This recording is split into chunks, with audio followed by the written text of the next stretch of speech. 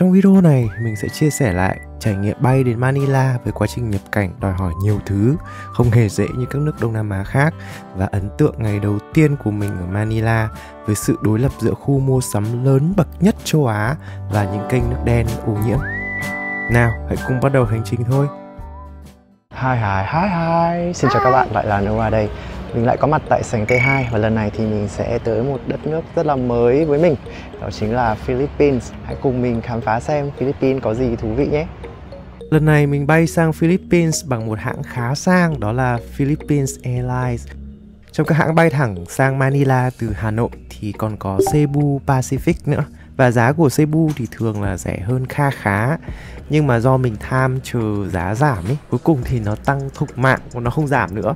Thành ra là hai hãng có giá xấp xỉ bằng nhau. Nên là mình quyết định bay Philippines Airlines. Chuyến đi này thì mình sẽ bay khá là nhiều chuyến, bởi vì là Philippines toàn là đảo với đảo không thôi. Nhưng mà riêng cái chuyến chiều đi này ấy, thì có giá bằng tổng tất cả các cái chuyến đi còn lại của mình. Nói chung thì cũng hơi thương xót cái ví một chút. Thời gian bay từ Hà Nội sang Manila là khoảng gần 3 tiếng 30 phút. Tuy nhiên vì giờ ở Manila sớm hơn Hà Nội 1 giờ, nên nếu nhìn chuyến bay thì các bạn sẽ nhìn thấy nó là khoảng gần 4 tiếng rưỡi. Cụ thể thì là theo lịch ý, thì mình sẽ bay vào khoảng 2 giờ 40 phút sáng và sẽ có mặt vào lúc 7 giờ sáng ở Philippines. Nhưng mà đó chỉ là lịch dự kiến thôi, bởi đời nhiều khi không theo kế hoạch. Bây giờ là 2 giờ sáng và mình vẫn đang ngồi edit ở đây. Máy bay thì delay nên là mãi tận 3 rưỡi thì mình mới được bay. Mình đã có mặt trên máy bay. Chuyến bay này là liên danh với cả là Vietnam Airlines nên là mình thấy có khá là nhiều điểm chung. Ghế của Philippines Airlines thì cũng khá là tương tự giống kiểu của Vietnam Airlines. Và mỗi một hàng ghế thì sẽ có thêm một cái chăn màu tím. Ngoài ra đây cũng có thêm cả một cái gối như thế này nữa. Ưu điểm lớn nhất là đồ ăn của chuyến bay rất là phong phú. Họ cho mình một gói hạt đậu này, một cái bánh mì nhỏ này.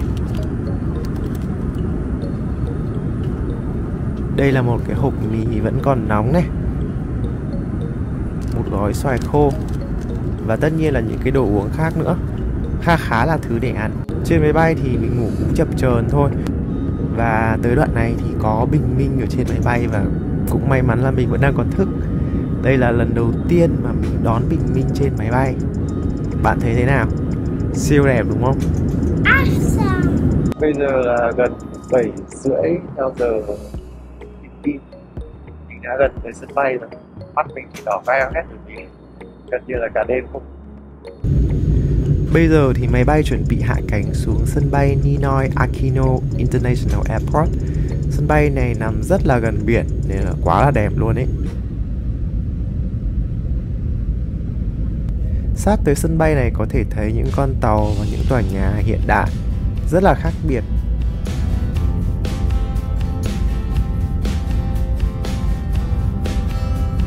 Cuối cùng thì máy bay cũng đáp cánh tới nơi. Bọn mình đáp cánh xuống nhà ga T2. Bây giờ là thủ tục nhập cảnh. Trước khi mà mình đi thì mình có tìm hiểu một chút xíu về nhập cảnh ở Philippines.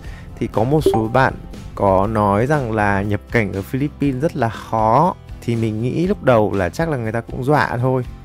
Nhưng mà mình thấy rằng là còn có cả một cái dịch vụ là dịch vụ bảo quan, tức là đảm bảo làm sao mà mình sẽ đi qua được. Thế nên là mình cũng chuẩn bị trước giấy tờ. Tuy nhiên thì mang tính gọi là đối phó thôi. Nhưng mà không ngờ là khó thật. Trong cái lúc xếp hàng mình ngồi nghe lỏm được hải quan hỏi một số bạn đi trước ấy. Có bạn bị hỏi tới khoảng 10 phút. Ví dụ như là người ta sẽ hỏi là sang đây với mục đích gì, rồi cụ thể lịch trình sẽ là như thế nào, rồi mang theo bao nhiêu tiền, công việc hiện tại ở Việt Nam là gì. Rất là nhiều câu hỏi, nghe rất là choáng. Thì tới lượt mình thì mình cũng bình tĩnh thôi. Nhưng mà cuối cùng rốt cuộc ấy, mình chỉ bị hỏi mỗi 2 câu. Đó là mục đích sang để làm gì, phải đi bao lâu. Thì tất nhiên là mình trả lời là mình đi du lịch trong 10 ngày và mình có kèm theo một cái lịch trình mình có chuẩn bị trước. Thì cũng không biết là do mình đã chuẩn bị lịch trình, in hết vé máy bay kèm theo cái đặt phòng khách sạn, hoặc là cái bạn hải quan của mình quá là dễ tính, nên là mình đi chỉ trong vòng có khoảng 5 phút thôi. Nhưng mà như thế thì vẫn là lâu. Và ở các nước khác kể cả Singapore thì mình cũng không hề bị hỏi gì cả. Thế nên là các bạn vẫn cần chuẩn bị kỹ lưỡng một chút với Philippines nhé. Trước đó mình có khai báo hải quan và có mã QR code, nhưng mà không thấy họ hỏi và cũng không thấy có chỗ nào để mà quét luôn. Mình vừa mới làm xong thủ tục hải quan và bây giờ thì mình sẽ tìm đường để đi mua sim với cả là đổi tiền. Do hay đi du lịch nên là mình vẫn có một chút xíu đô la. Bây giờ thì mình chỉ đổi khoảng 100 đô ở sân bay thôi, vì mình nghĩ là cái tỷ giá ở sân bay này thì thường là không tốt lắm. Excuse me, I would like to exchange $100. Philippines thì dùng đồng peso. Tỷ giá hôm mình đi thì 1 peso đổi được khoảng 410 đồng Việt Nam. Nghĩa là tiêu 100 peso thì tương đương với khoảng là 45.000 gì đấy. Để cho nhanh thì mình sẽ chia đôi, rồi bớt một chút xíu để cho dễ tưởng tượng. Ví dụ như là cứ mua một chai nước 20 peso thì nghĩa là mất gần 10.000. Chính xác ở đây thì là 9.000. Bây giờ có tiền rồi thì bây giờ mình sẽ đi mua sim. Bình thường ở các nước khác ấy, thì mình sẽ mua qua Klook, mà không hiểu sao với Philippines thì mình không tìm thấy ở trên Klook, nên là mình quyết định sang đây thì mới mua. Và tới đây thì mình gặp kiếp nạn mua sim. Vào cái hàng đầu tiên ý, thì họ nói là giá rẻ nhất là khoảng 1.000 peso dùng được 1 tháng. Và mình có hỏi là có cái gói ngắn hơn không, vì bọn mình chỉ đi có 10 ngày thì họ nói là không có. Quá là choáng thì mình bình tĩnh đi sang một cái hàng sim khác tên là Globe. Sau một hồi hỏi thì sim rẻ nhất của họ là khoảng 300 peso dùng được trong 7 ngày và 500 peso dùng được trong 15 ngày. Mình định là sẽ ra ngoài mua đấy, nhưng mà sau đó nghĩ thôi có cái sim nó sẽ chắc chắn hơn nên lại quay lại và phải mua cái gói là 500 peso, tức là 220.000 dùng được 15 ngày, cái dung lượng là khoảng 25GB. Thế nhưng mà chất lượng mạng liệu có ổn không? Thì các bạn theo dõi các video đợt tới của mình nhé. Bây giờ thì bọn mình sẽ về khách sạn để gửi đồ. Khách sạn của mình chọn là Achiever Airport Hotel, nằm ngay gần nhà ga hàng không T4. Ban đầu mình định đi xe trung chuyển từ T2 tới T4, nhưng mà họ chỉ vận chuyển những ai nối chuyến thôi, nên là mình đành bắt Grab đi về. Cũng thử Grab ở bên này ra sao. Bên này ấy, thì các bạn có thể sử dụng cái ứng dụng mà mình đã dùng sẵn ở Việt Nam, cũng không phải tải mới gì cả. Cái Grab ở Việt Nam như thế nào thì sang đây bạn sẽ dùng y chang như thế. Và ở sân bay thì có điểm để bắt Grab nhé.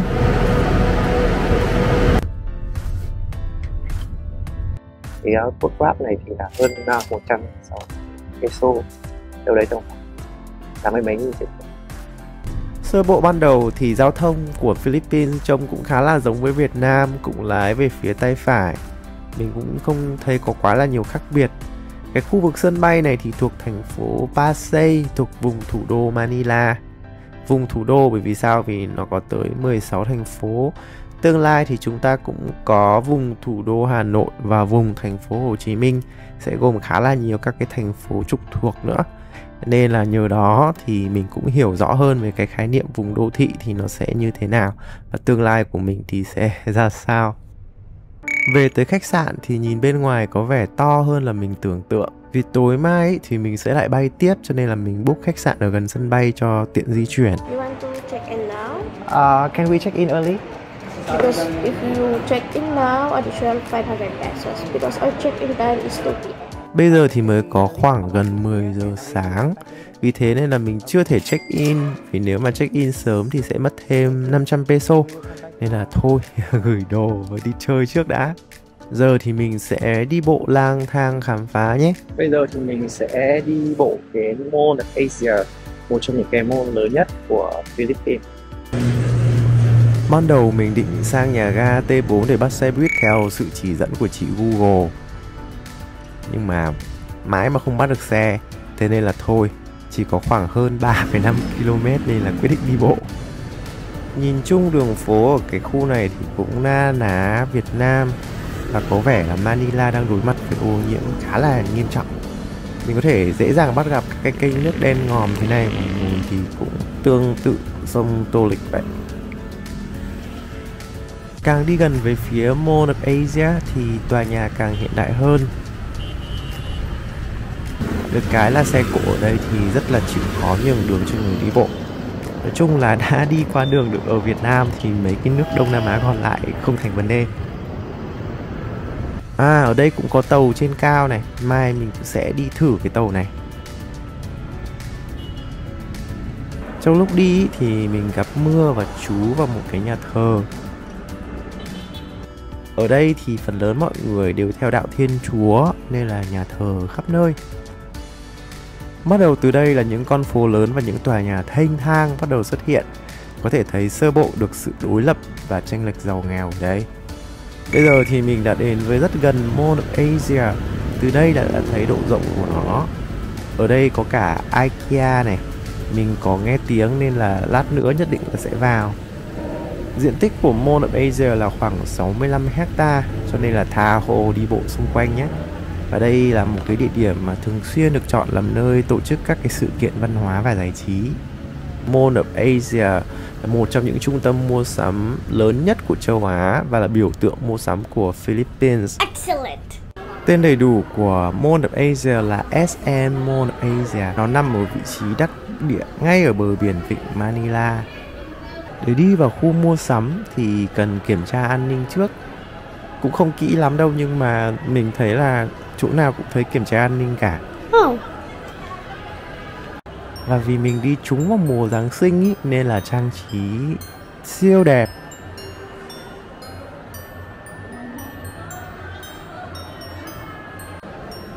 Với các nước mà theo đạo Công giáo thì các bạn có thể tranh thủ du lịch cái dịp Noel này. Sang cái dịp này thì chắc chắn là bạn sẽ không nuối tiếc, vì với cái trang trí rực rỡ như thế này, bạn có thể là tha hồ sống ảo. Ở Việt Nam của mình thì khá là nhiều các cái trung tâm mua sắm họ cũng đã bắt đầu trang trí khá là đẹp rồi. Thế nhưng mà sang bên này thì thấy là chưa là gì cả. Cây thông Noel ở đây rất là đẹp luôn. Nhưng mà bây giờ thì mình cần phải đi ăn cái đã.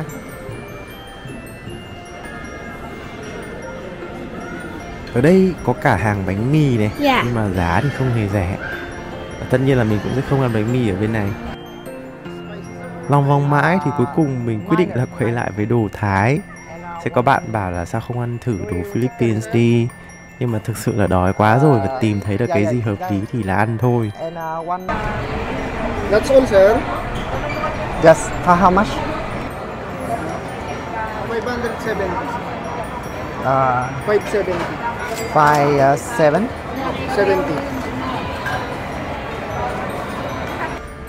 Và bọn mình gọi được những cái món này, bao gồm có cơm gà nướng này. Và cái món tủ của mình đấy chính là cà ri xanh. Gọi thêm một cái ly trà sữa Thái nữa cho dễ uống. Sau khi ăn xong có sức thì bắt đầu mình khám phá ra những cái khu vực mua sắm khác của Mall of Asia. Trong cái trung tâm mua sắm này thì có khá là nhiều những cái trò chơi. Quá là nhiều thứ để chơi và để mua ở đây. Nhưng mà quan trọng là mình không có tiền. Khu vực này có siêu nhiều những cái gian hàng của các cái hãng lớn, Kiehl's, DJI, Nike, Adidas. Rất là nhiều các cái hãng nổi tiếng. Tuy nhiên thì mình chỉ đi ngó thôi. Mặt tiền của Mall of Asia là hướng ra biển, nên là mảnh đất vàng đấy. Bây giờ thì mình sẽ đi ra hướng của vịnh Manila. Từ đây thôi là các bạn có thể thấy được tiếng hò hét của mấy bạn đang chơi rồi. Đây chính là vịnh Manila. Hôm nay là trời hơi âm u cho nên là biển nó không được xanh cho lắm.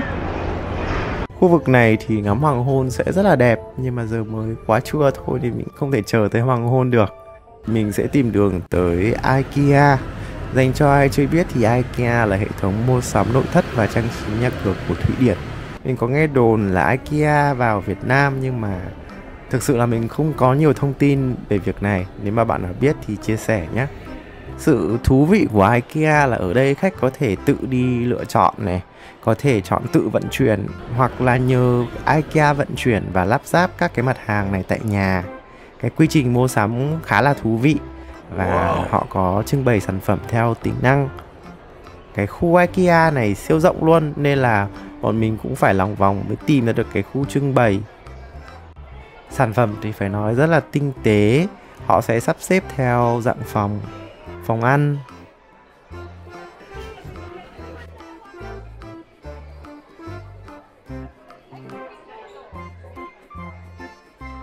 phòng ngủ,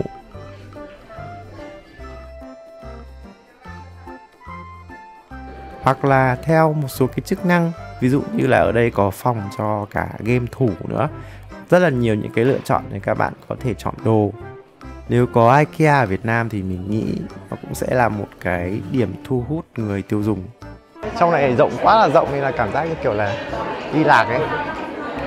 Như mình có chia sẻ thì đây chính là cái khu mà đăng ký cái dịch vụ vận chuyển hàng hóa. Dạo vòng vòng một hồi thì đã đến lúc mình đi về. Trên đường đi về thì mình có thử vào 7-Eleven ở đây để mua nước. 7-Eleven ở Philippines thì cũng khắp nơi, cũng như là ở Thái Lan vậy. Tuy nhiên về mặt giá cả thì theo cảm quan của mình thôi, mình cảm thấy là nó không được rẻ như kiểu là ở bên Thái. Bây giờ thì mình đã về tới khách sạn. Phòng thì mình đã đặt trước, nhưng mà thanh toán thì mình chọn là thanh toán trực tiếp ở khách sạn.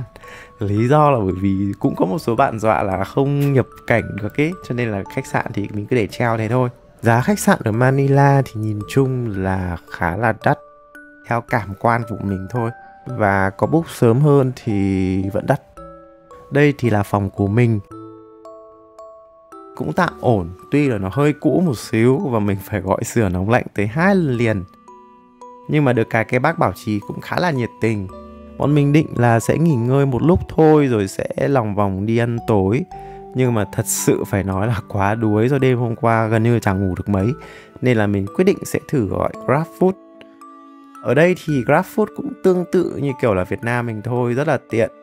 Lúc đầu thì mình đặt Jollibee, nhưng mà có lẽ là do điện thoại lạ hay sau đó mà chẳng thấy cái đơn hàng của mình được nhận.